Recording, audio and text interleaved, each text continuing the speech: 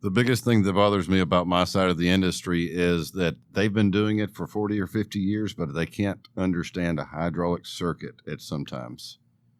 They do not Same know, thing on my end. Yeah. Yeah. Like they It's know electric.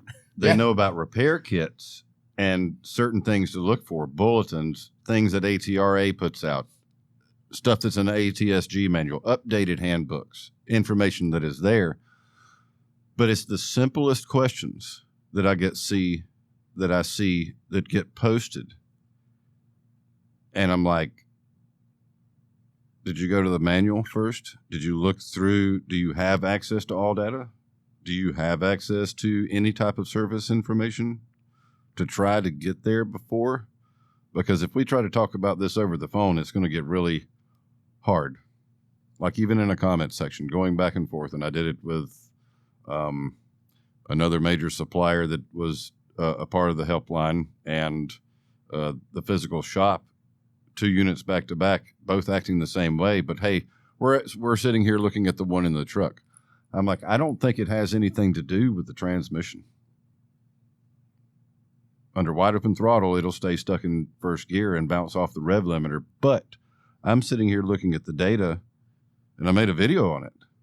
I don't know the end result to the vehicle because it got so in depth that it's out of our hands unless we're there.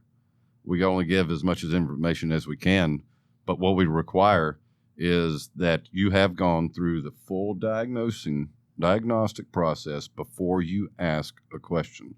You have reached your limit of your technical knowledge, and you have gone through the service information to determine what possibilities can be happening here before you even ask a question.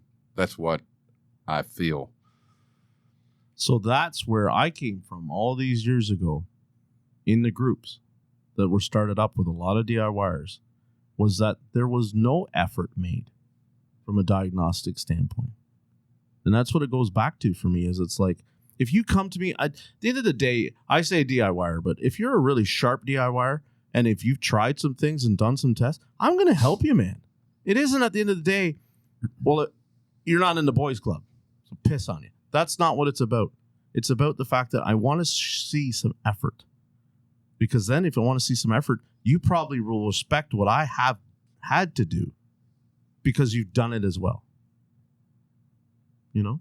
Mm-hmm. And that's what it comes from for me. If you've gone, I called you out a long time ago. Not really called you out, but I made a comment. You love your power probe. That's not my tool. Oh, I love it. Yeah. And I'm like, you went and tested something and I put right in the comment, so you unplugged it and you touched the tool and it shows you got a power there, but do you really, Chuck? And here's the thing. Now, knowing you better now, you understand loaded tests and all that kind of stuff, and you trust the audible. My hearing's so shot, I don't trust it, right? But now look at you now. You've gone and built a tool. So that's the wild thing. Yeah. Is until 2 years ago, I always trusted the audible. Yeah. And not until discussing it more with Cody, 2 years ago is when I became load king. Yeah. Everything gets load tested. Yeah. Load test everything. Yeah. Because you can't trust any other source to know that you have complete power or complete ground required for that circuit. Yeah. And 2 years ago, I did not believe that was not a normal regimen of my diagnostic process. Mm-hmm. Now I'm building load cages. Yeah. But that's the change that I saw in my own process. And the way that most technicians can better themselves is to change their process. And now it's load testing is king. Cody and I have been friends for 10 years.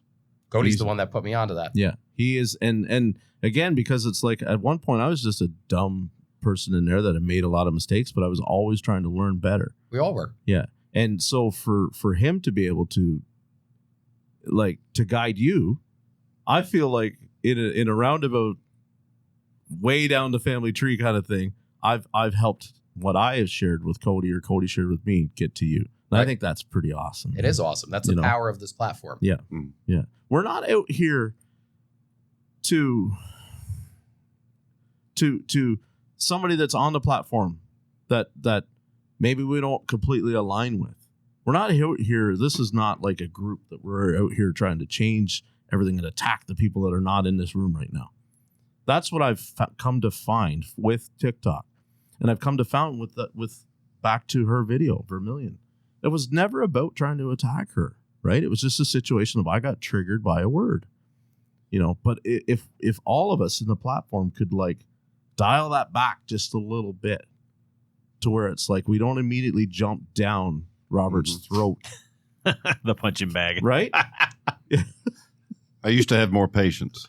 On brother, how to brother, go me after too. a certain Yeah. certain comment Use is short. and use it as a teaching moment, and having this voice more relaxed into it and just discussing some things. And it had nothing to do about the comment, but a portion of it was it has to have context in the comment to do a comment reply with a video. So turning it into a teaching substance. It's just like 4 years ago, some kid gets on the internet and tags all of us in it. This was before you were on TikTok. And before Chuck was on TikTok, that he had left the dealership life. He's complaining about how much he's making an hour, and he's not moving up and progressing. And now he's working out of his garage at his mom and dad's house. And he is pulling the industry down. And it got probably 500,000 views at the time when everybody was kind of going viral over a hard subject. And it took me 3 hours. 3 hours. Now it takes me days. I have to come down. I have to think about it. You felt like it wasn't bringing the industry down, or No, that it was. Yeah, I'm with you because on that. it was entirely false. His subject, his situation could have been rectified a different way by getting him in contact with the right people like us and getting him involved into the industry. And there are people that are there to help, that do care, that are doing the right thing to help change it. So the upcoming guest that I haven't had a chance to schedule with him yet because we're leading up to this, is Drac. Yep. Right? Yep. Now, like, it's so funny, the algorithm, and like I said to him when he posted that, it popped up there. Like when he tagged me in the Jaded Mechanic Plus, I'm like, I made the response. I was wondering what happened to you. Right. You see his videos. Yeah, used They to see him disappear. as at a Nissan dealer, and it's like, because I'm not that far from removed at my stint at the Nissan dealer. So he's out there working on some stuff that I've been through and all that kind of stuff. And, and I'm like, what happened to the guy? And then I see he's another casualty of this industry. Yeah, and you know what's wild is we're in, multiple Snapchat groups and stuff like that. And at one point, me and Brandon were in a group with 3 other techs that have now left this industry. And again, like Brandon said, I've only been doing this for 2.5 years, the TikTok thing. I've only had Snapchat for like 2 years. Yeah. So, and it was, the TikTok mechanics that got me into it. But those 3 guys that were in this big group with us were in a separate group where it was me and these 3 guys. And we started this group as 4 mechanics. I'm the only mechanic left in that group. Isn't that crazy? All 3 of them out of the industry. One was independent, Drac was dealer, and another owned his own shop. And I was getting frustrated a lot with the constant, hey, what's going on? What do you think about doing this? And it was more time consuming to go back and forth over the phone. And it finally took a toll on me, and I snapped. I snapped on 2 of them. And then finally I'm having a conversation with one of them later, which is Drac, and his name is Eric. Okay. And him and I sat and had this long conversation about a GM vehicle. Okay, this is something simple we can just run through. He doesn't know anything about GM vehicles. I can go over the system really quick. And I asked him, I said, so have we done fuel, fire, compression? Something simple, basic. And he said, I have never in my entire career heard that term. And then I stepped back and I was like, these guys don't know. That's because Nissan's repair, or I shouldn't say repair procedure. Their service process. Their service process is you have a bad you have a PO 101 and there's no TSB about reprogramming. Let's 101 is a bad example, but we'll use it anyway. Yep. Yeah. Substitute known good mass airflow sensor. Wow. Did the code come back? Really? Replace PCI. Part swap in the I'm dead flow chart. serious. That is literally the chart. Yeah. Yep. 100%. Do you have any of those when that bulletin came out The customers would drive in, and they got a brand new aftermarket mass airflow sensor in it, right? And I run through that bulletin, and I'll tell you right now, 95% of the time, you put the updated PCV valve in it, and you put the software in it, and the mass airflow is fine. No problem at all.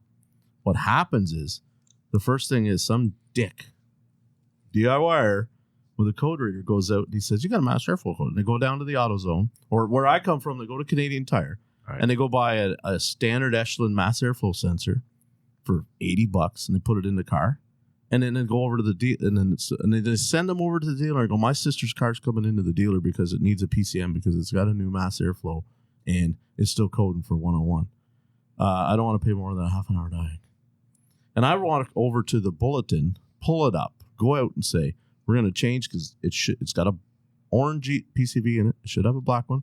And we're going to update the software. And the third step will be, if we have to, we'll clean the throttle body. Now you're like, why would you not want to clean the throttle body? You ever clean a throttle body on a Nissan? You know how hard it is to get it to idle after? So They'll peg to the moon, man. They were so bad. You guys are laughing.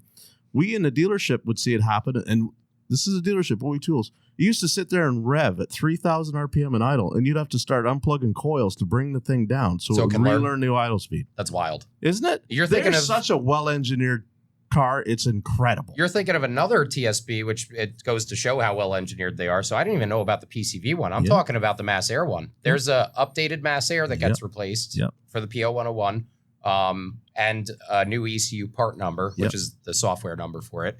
That goes with the new Mass Air. If you don't do that PCM update, the car's not going to react with the new Mass Air correctly. Right. So it always drove me nuts going back to the DIY where they think because of one little code that they all of a sudden, they should devalue what I do.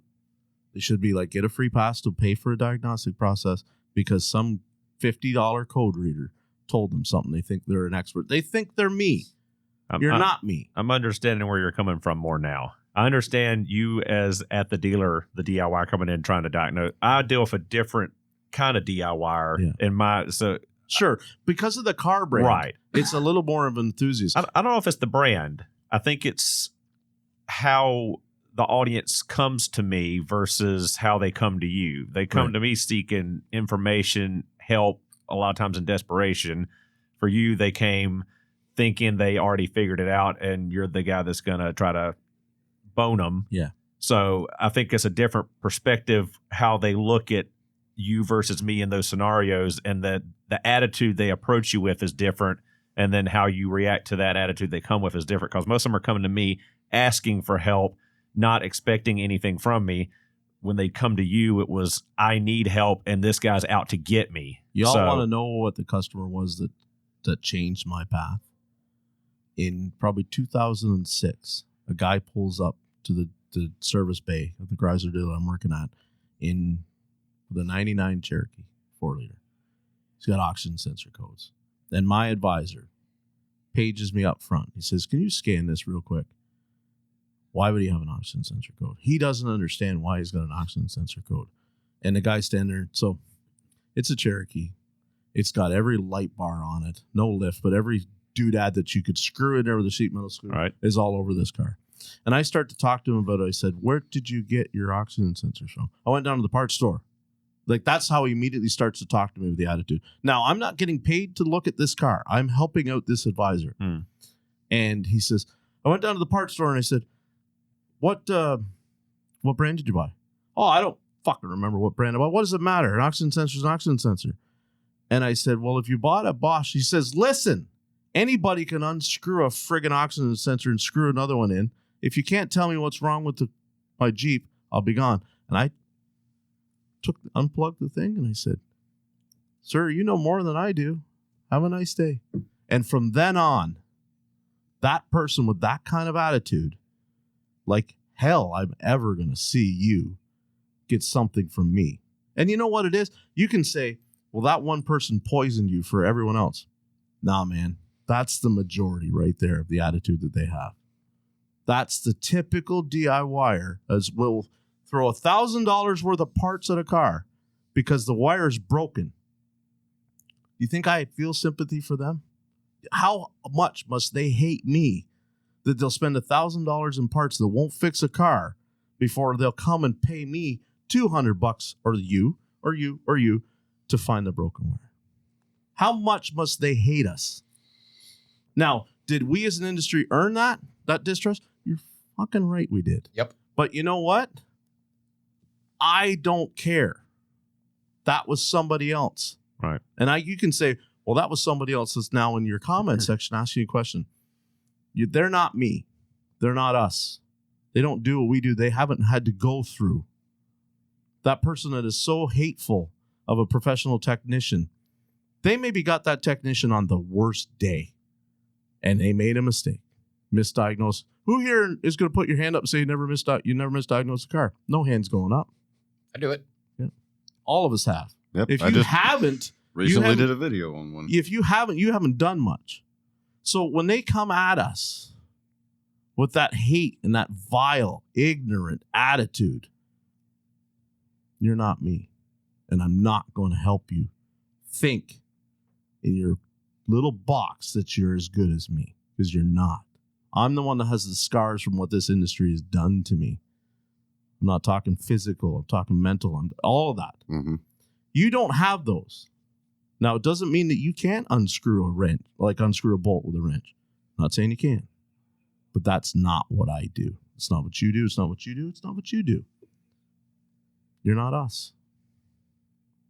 That's where it comes from for me. And if people are listening, if it starts to make sense, why? I'm not telling everybody tomorrow when they log in and they want to ask you a question, but you've seen it.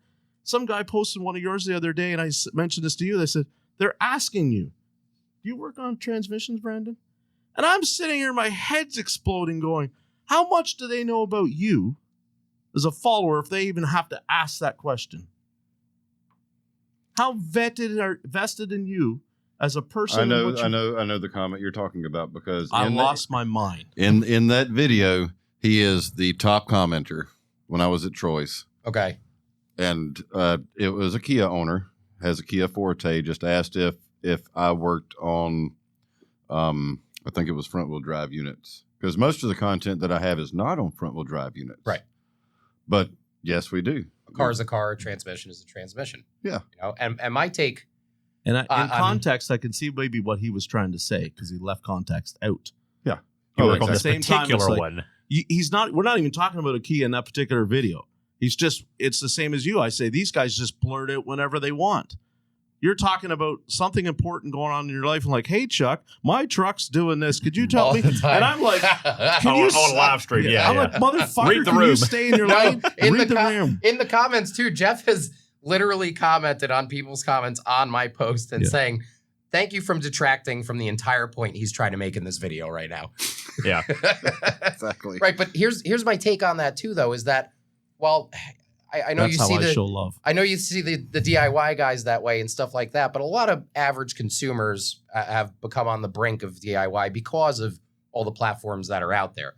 And the thing that I keep saying to people at this particular event that we're at is, you know, because obviously people are coming up to me and Brandon, Mr. Subaru, and everybody's been nothing but polite. I want to make that very clear. It's been awesome. And every time that I've been, you know, thanked for what I do, I always go back to the notion that every mechanic that sees this, it's helpful for them. But every consumer that sees this, even though it's a 3 to 10 minute long video, when I say that it just took me 5 hours to find this broken wire, I feel like it makes it easier for them to understand when their mechanic says this is going to cost you, like, random number, $660. Okay, what was it? A broken wire. That they have less of a chance of going, what do you mean you're charging me $660 to fix a broken wire? I'm charging you $660 to find that broken wire, because somebody else would have put an $1,800 module in it. Yeah. But at the end of it all, we have to hope that they watch that part of the video and they appreciate it. Because otherwise the scenario is, I watched you diagnose a car and it was 6 minutes. It's editing. Right. It was way more than 6 minutes. Right. Or 10 minutes or whatever the video length. But you know what I'm saying? Right. They think because we keep putting it out there for their benefit, that anyone that wants to charge 2 hours is ripping them off. I try to be very transparent about the time that I'm out there in my videos, because I realize that I get comments about that a lot of times. When people ask me comments about how much something costed, I give them the real amount that I charge that place. And sometimes it's $800. And I don't mind putting that comment out there because that's the way that it went. I keep coming back to the fact that, like, my favorite person in this industry, Paul Danner. You see the comments that are in his comment threads, and I'm thinking, like, if that guy can get it, like, where people are hating on him, he gets hate. I mean, I believe it, but I can't see how. It won't matter ever what I do. The trolls are always going to be in amongst me. But at the same time, you notice a lot of them don't even ask me stupid questions. I don't know if some of them that are watching the podcast even know if I'm still a mechanic or not. First of all, yeah, hell I am. Second of all, they're not asking me because they either think I'm dumb or they figured out by now I ain't ever going to give you the answer. That's not what this is about. If I wanted to give answers, I'd have a second channel. Right? When I'm on here talking about the industry, if you're not in the industry and you want to listen, cool. But don't come on here and think this is Identifix. That's not what it's about. Identifix costs $100 a month. You want an answer? Go sign try up. Try $230. Well, yeah. So if that's what you want as an answer, go pay for that. Right. Yeah, and I'll get people that say that, hey, can I Venmo you $5 right quick just to ask a question? And I've gotten somebody to Venmo me or PayPal $50 to ask a question, and I don't respond. Well, yeah, if you try to judge my value on your own and offer me $5 for information, you're way less likely to get it than if you just ask for that information and don't try to pay me $5. Yeah. Yeah. There's only one question that I've ever answered for $5. And it was one of my first followers on TikTok. And he brought his ZL1 Camaro in because he couldn't get an answer from the service drive. He couldn't get an answer from my wife because she didn't know. The service manager didn't know. And they tried to look through the owner's manual and the sublet manual that comes with the vehicle as far as their first oil change or any services that may be due. And Toby had told me about the conversation with the consumer. And then we come home and we're sitting there eating dinner, and all of a sudden I get this either Cash App Venmo request, and I see who it is, and it's got his name on it. I'm like, this sounds like the guy that you're telling me that you had a conflict with, or not a conflict, but a question being asked as a consumer in the service drive. And I was like, is his name Chase? And she said, yeah, that's his name. So I answered the question. I said, I don't care what the manufacturer tells you. Do a break-in service 500 miles on the rear differential, because I bet you if I pull the plug on it, it's going to be full of break-in material, clutch material. And sure enough, he brought it into the dealership. He came and shook my hand, and I showed him. And when I pulled the drain plug out on social media, over 3 million people saw it within 1 hour. And it was full of metal. And I said, I don't care what the manufacturer tells you. I don't care what's in your handbook. Break-in oil still goes into effect. I don't care if it's 1980 or 2024. Yeah. Pretty cool, man.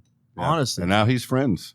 Yeah. He's been over to the house. He's came over. He came over this 4th of July, and he's brought his Camaro. If it's something out of his scope that he can't do, he can't go to charm.ly to find information for DIYers that's free to the public there, then he'll bring it to us. That's awesome. It is pretty cool. Now, how many people immediately jumped in that comment thread and said, what a piece of shit. Of course. that's the internet. Yeah. That's what would drive me nuts. Yeah.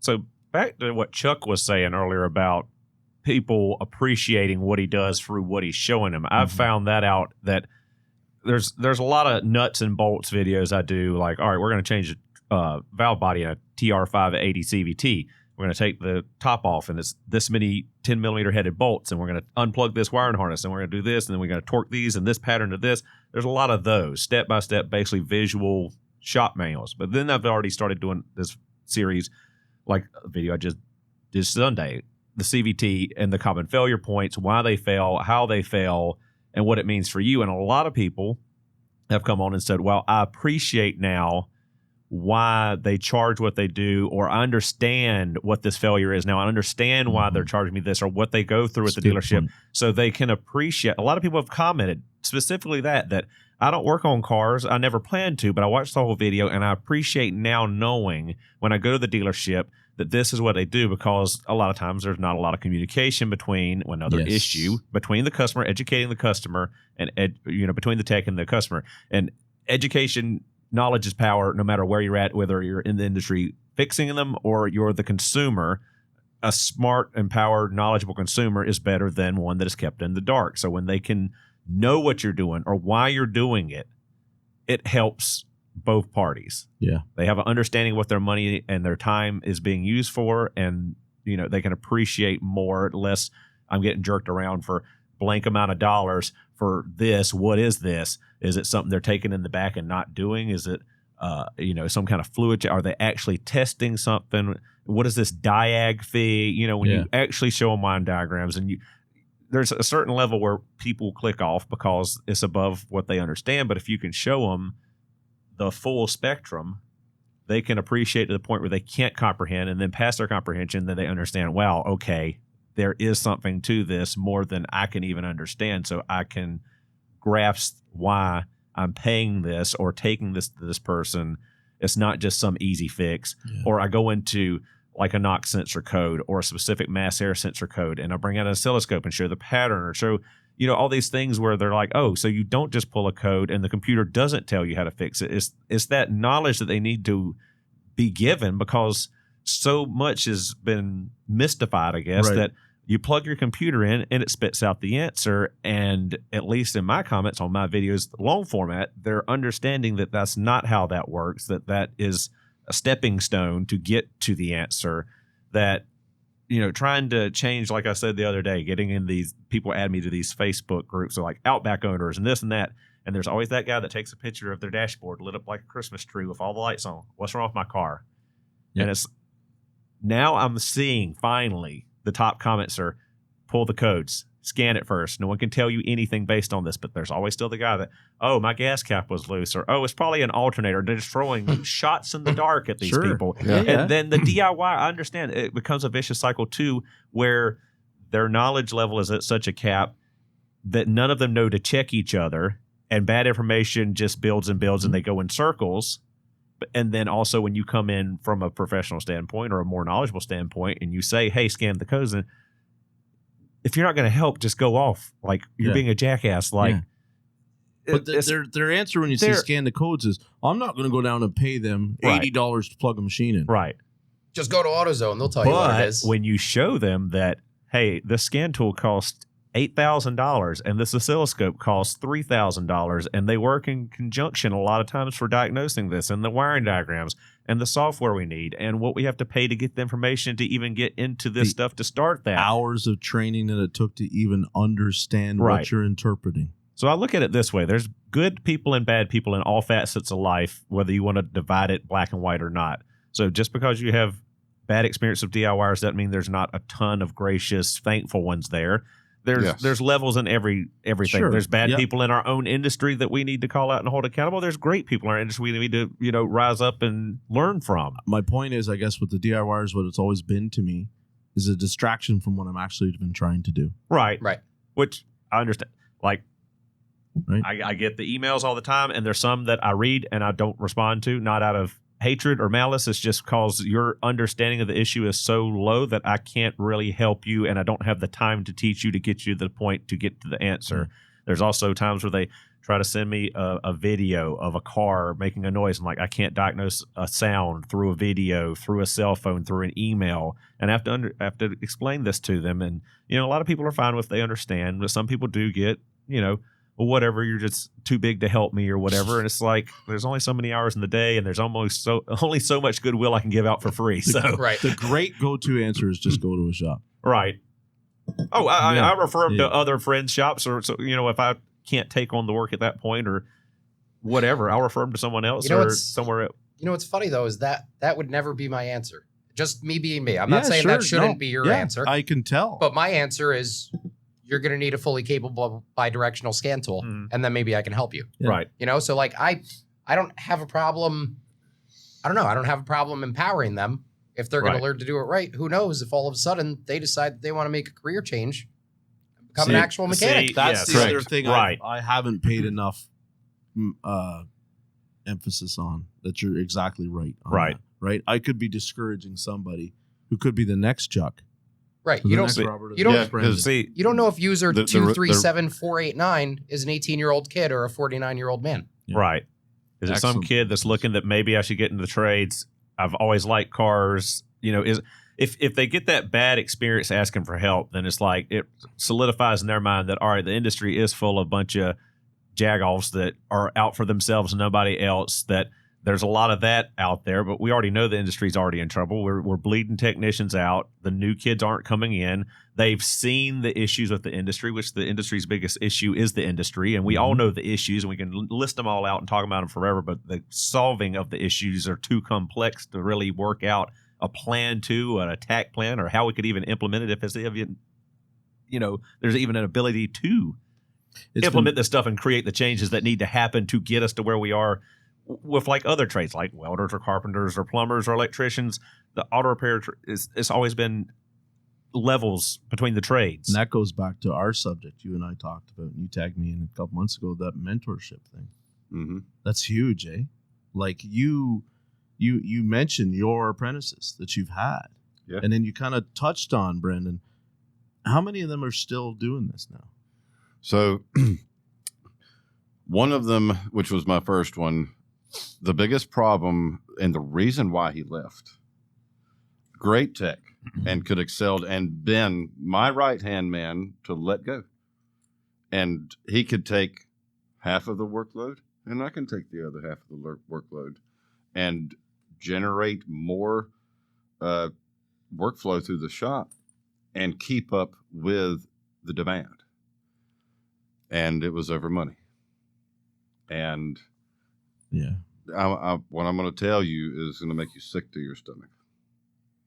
So he called me on a Saturday, said, "Hey, let you know that, I asked for a raise and they denied it, and that said that it was already at the max at what they could do as an apprentice."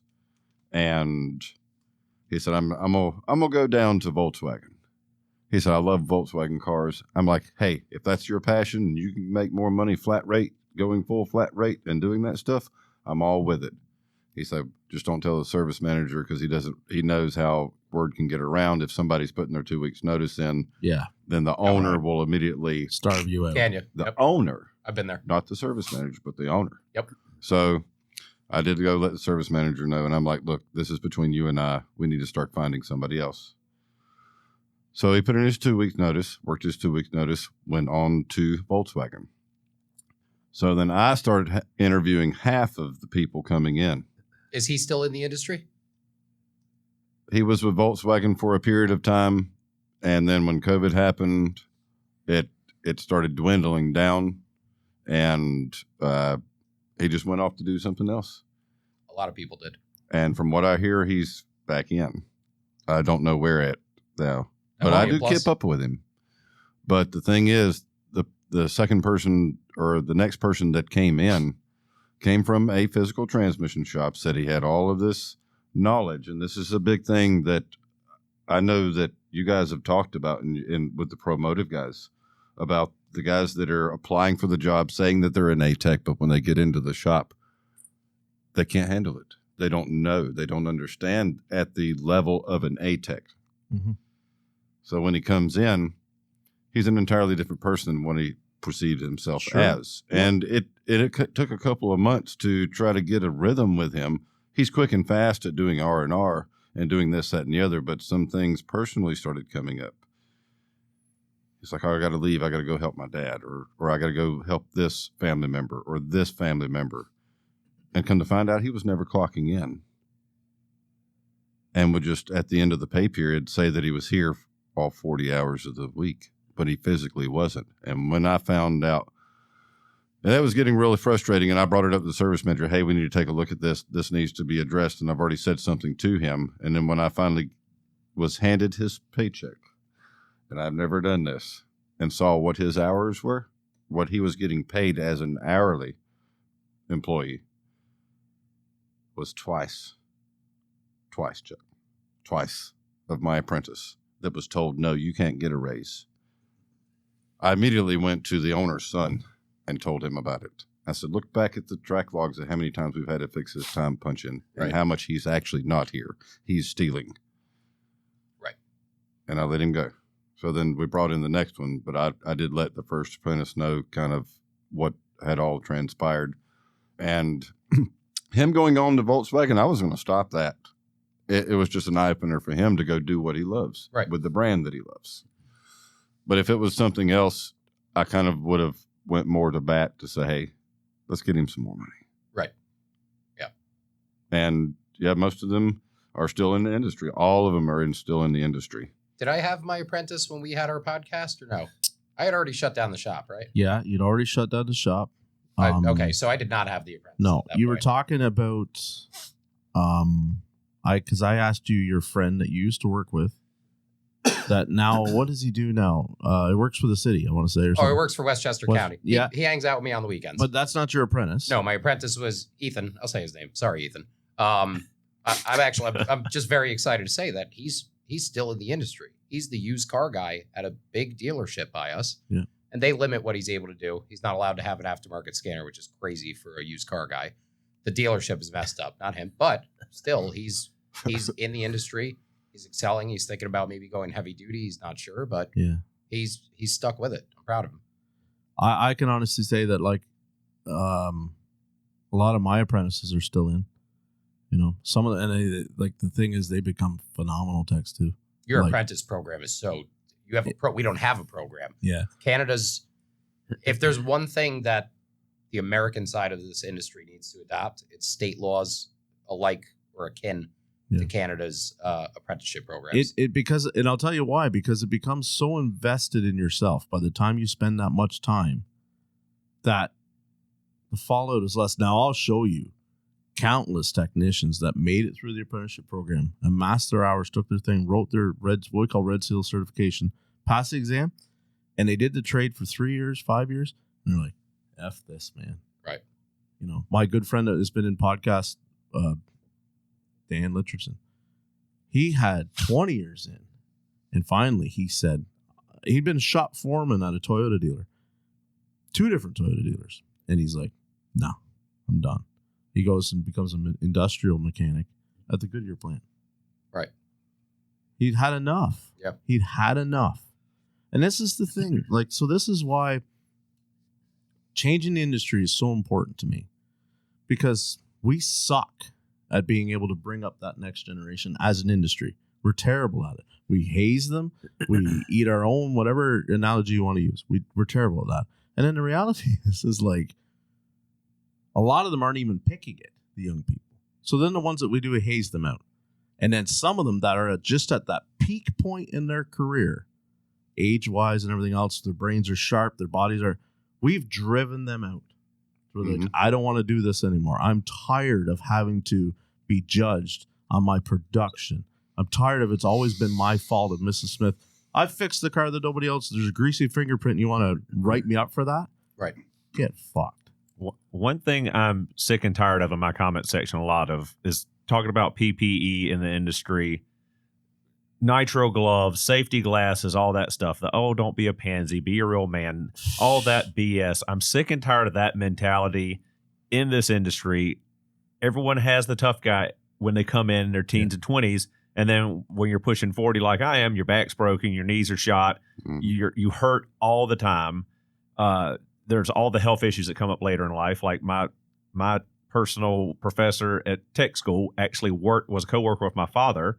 And by my second year, he had, I can't remember exactly what, some lung issue or something for asbestos exposure to brakes and clutches back in the 60s, 70s and I'm sure if my dad was still alive, he'd probably have cancer or something else from contact. I mean, all the stuff we contact with, both skin contact, inhalation, just, it's a horrible industry for your body, your joints, not just your mental health through the critical thinking through it all and the stress of everything is the wear and tear on your body. And if you're not going to protect yourself the best way you can, even the minimal stuff, gloves and safety glasses, you only got 2 eyes, you lose them and you're screwed in this. And you can't, there's that one guy, that phenomenal tech that's blind, but just general speaking, you don't want to lose your eyesight. So why play the tough guy to get a piece of metal in your eye, or nerve damage in your fingers and all that kind of stuff? That mentality needs to change. I wish 20 years ago rubber gloves had been such a thing.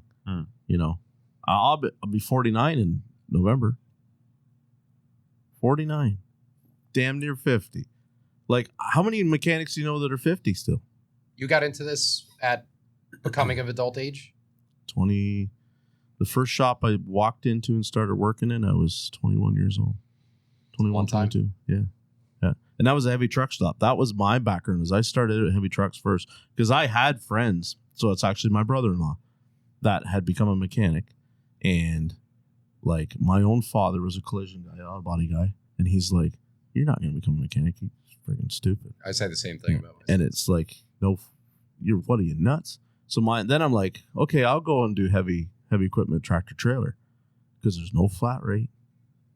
And boy, you want to talk about beating your body up.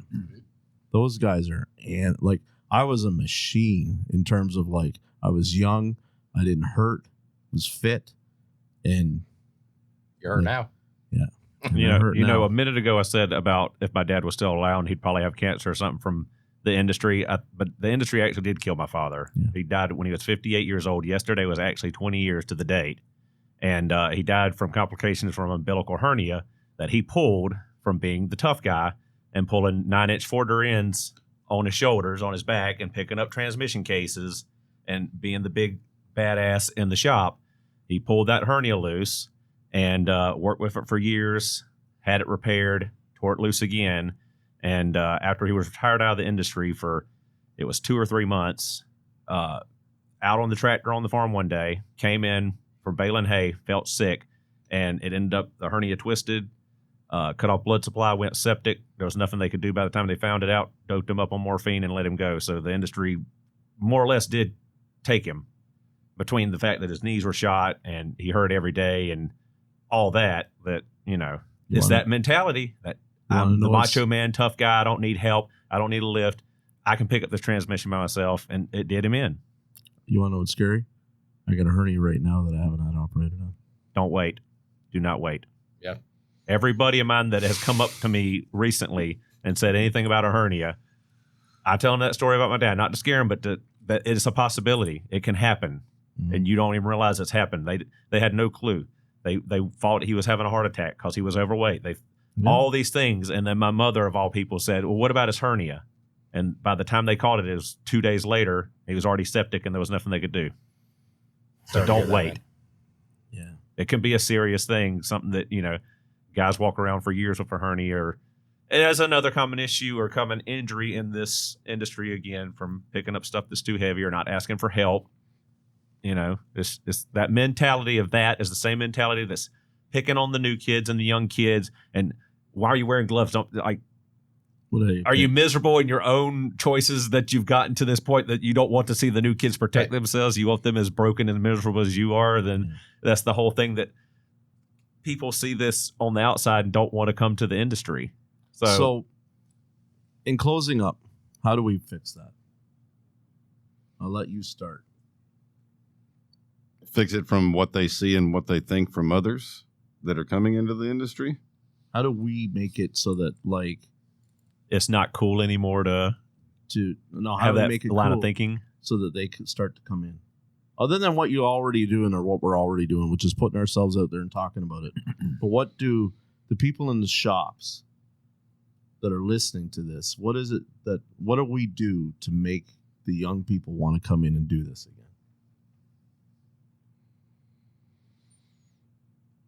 To take the older generation, because I do have that, and it's a personal conflict that I do have with a colleague. And he's had apprentices, and they've all been ASEP students, straight through the GM program. And I've watched him pass them off, and they made fun of him. And now he's a used car tech.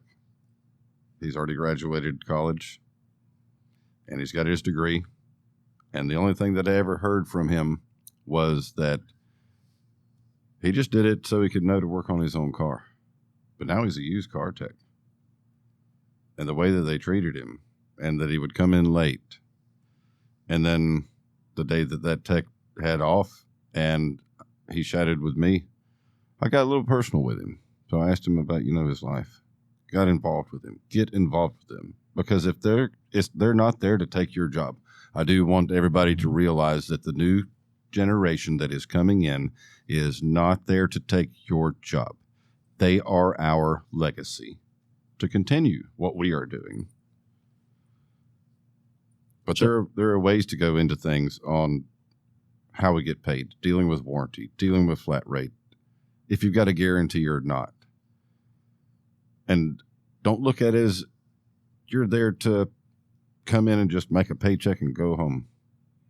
If you have a responsibility to an apprentice and that is your job to teach and mentor them, then by God, do it. Because all you're doing is hurting yourself and somebody else's future. Because the day that tech left and I had the apprentice and got to know him, he's got a medical condition and everybody's sitting here making fun of him. Right. He's never told anybody that. Nobody ever asked. Nobody cared. And because of that, he started getting more and more fascinated into what I do and what everybody else is doing. More eager to learn and more eager to stay. And then teach them how to make money. And how not to get ripped off and get jaded. So I kind of know your little backstory, and you had a tough time coming in, right? Mentorship was not really coming into the industry itself. You did not get mentored. The problem, and again, that podcast was not very long ago, but a little bit like the problem was not the fact that no one would take the time to mentor me, but that they didn't know how. Yeah. I was thinking back to one of the classes I took today, and it was with Brandon Jarhead, and he's talking about, I know I'm going to get hate for this, but one of my first steps in the diagnostic process is pull the vehicle up on Identifix. I agree. That's one of my first steps as well. I do it. I don't care if you want to make fun of me for looking at confirmed fixes. Confirmed fixes are real world events of pattern failures, pattern failures that you would never see. So aside from that, though, the first, not my job at Sears or anything like that, but the first independent shop where I really feel like I'm on my way to becoming a mechanic. I started to look at fuses for a Jeep Liberty that was there, and not the owner, but the service writer essentially stopped me and he said, "Oh, what are you doing?" We just do whatever Identifix says. I just didn't have anyone to mentor me. There was no one, unless it was to do brakes or a ball joint or a tie rod. Yeah. Robert? It's a hard answer. I know.